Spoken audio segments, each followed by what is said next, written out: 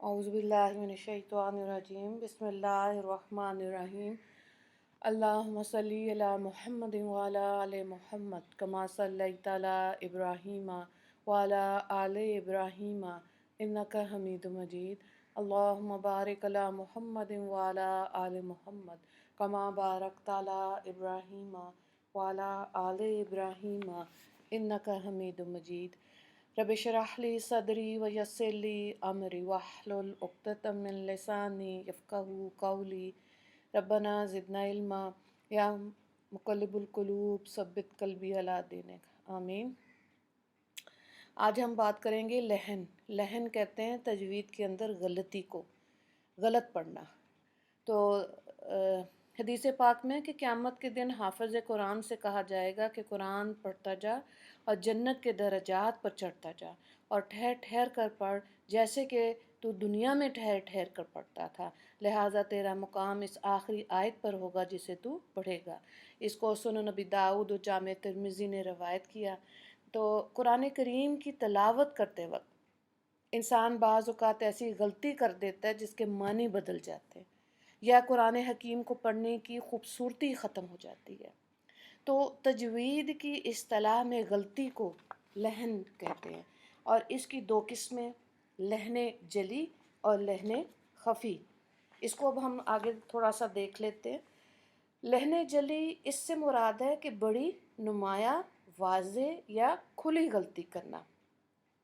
तो लहने जली की 4 सूरतें हैं। नंबर 1 को देखें कि एक हर्फ के बदले दूसरा हर्फ पढ़ देना, जैसे कुल कह दीजिए की जगह कुल खाइए, ठीक है। क़ल्ब दिल की जगह कल्ब कुत्ता। ज़ल्ला वो जलील हुआ की जगह ज़ल्ला वो फिसला। अलीमुन जानने वाले की जगह अलीमुन दर्दनाक। इस्मुन नाम की जगह इस्मुन गुनाह, ठीक है। इस सीन से और सा से गुनाह। कितना ज़्यादा फ़र्क है ज़ेर ज़बर पेश से या मखरज की गलत अदायगी से, कि जो लफ्ज़ जिसका सही मखरज था, जहाँ से मखरज कहते हैं वो जगह जहाँ से वो हर्फ अदा होता है, अगर उसकी गलत मखरज भी इस्तेमाल करेंगे तो ज़ाहिर मानी बदल जाएगा। फिर नंबर 2 पॉइंट देखें, हर्फ को घटा देना या बढ़ा देना। जैसे मसलन अब यहाँ पे लिखा हुआ है खलक़ना हमने पैदा किया की जगह खलक़ना, नून के ऊपर ज़बर है ना, इन सब औरतों ने पैदा किया। क़ाला इस एक ने कहा की जगह क़ाला, लाम ज़बर अलिफ, इन दो ने कहा, ये तस्निया बन जाएगा ना, पढ़ा। तो हर्फ को घटाने बढ़ाने से भी माने बदल जाते हैं।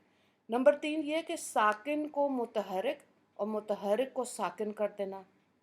जैसे जअलना हमने बनाया, इसको जअलना हमने इसने हमें बनाया, और जअलना को जअलना को जअलना पढ़ देना।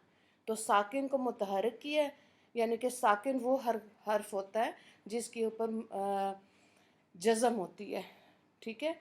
और मुतहरिक वो होता है ज़ाहिर है जिसके ऊपर ज़ेर आराब लगे हुए हैं, ठीक है, और उसको हमने घटा बढ़ा के पढ़ लिया।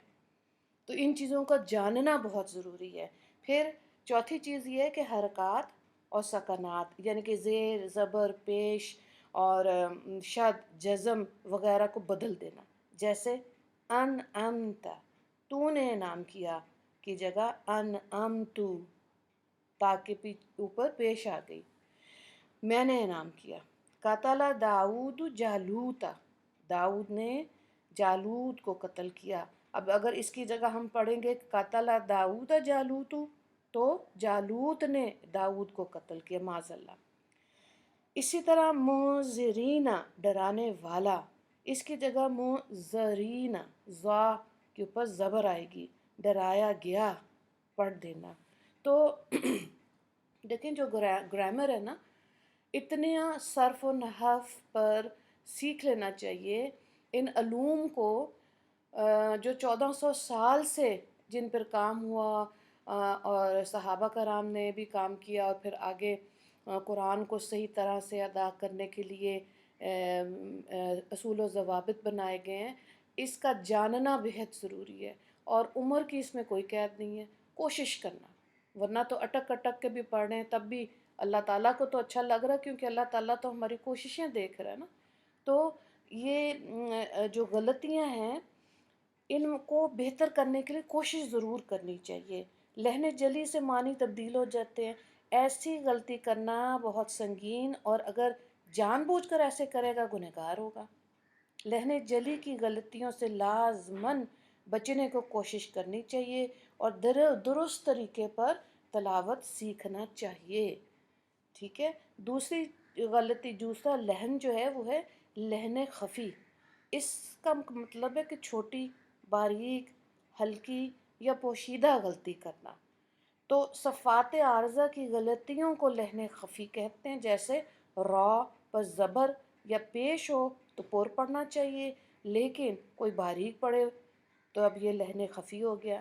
لہن خفی سے حروف کا حسن اور زینت ختم ہو جاتی ہے۔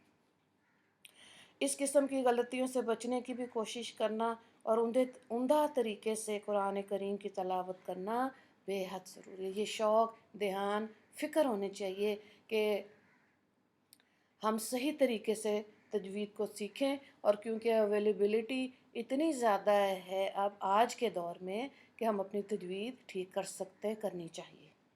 جس طرح تجوید کے ساتھ قرآن حکیم کی تلاوت ضروری ہے، اسی طرح قرآن حکیم سے ہدایت حاصل کرنے کے لیے اس کو سمجھنے کی کوشش کرنا بھی ضروری ہے، تاکہ معلوم ہو کہ اللہ رب العزت ہم سے کیا چاہتے ہیں، ہمیں زندگی گزارنے کے لیے کیا ہدایت عطا کی گئی، تاکہ ہم ان پر عمل پیرا ہو سکیں۔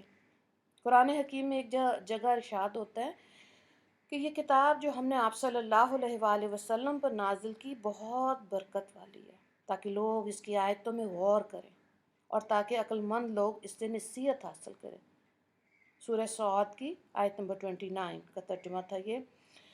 اور حدیث پاک میں ہے کہ اے قرآن والو، قرآن کو تکیہ اور سہارا نہ بناؤ، بلکہ دن اور رات کے اوقات میں اس کی تلاوت کیا کرو جیسے اس کا حق ہے، اور اس کو پھیلاؤ اور اس کی دلچسپی سے، خوش آوازی سے پڑھا کرو، اور اس میں غور کرو تاکہ تم کامیاب ہو، اور اس کا جلد اجل لینے کی فکر نہ کرو، بے شک اللہ تعالیٰ کی طرف سے اس کا اجر و ثواب اپنے وقت پر ملے گا۔